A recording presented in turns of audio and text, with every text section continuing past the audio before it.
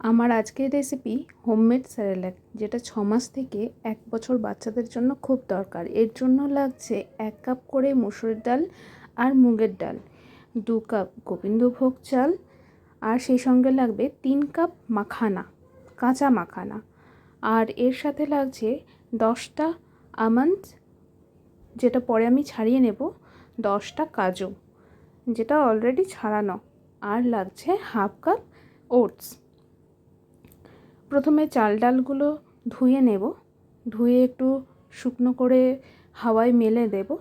তারপর এটাকে রোস্ট করব, ড্রাই রোস্ট, যেটা চালটা আর ডালটা রং চেঞ্জ হবে আর ব্রাউন কালার হবে, তখন বুঝতে হবে এটা হয়ে গেছে।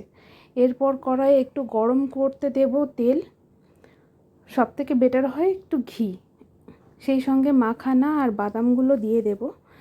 আমন্ডের তো আমি আগেই খোসা ছাড়িয়ে নিয়েছিলাম। বাদামগুলো যখন রং চেঞ্জ করবে, হালকা ব্রাউন হতে শুরু করবে, তখন এতে ওটস দিয়ে দিতে হবে, আর পুরো জিনিসটা ভালো করে রোস্ট করে নিতে হবে।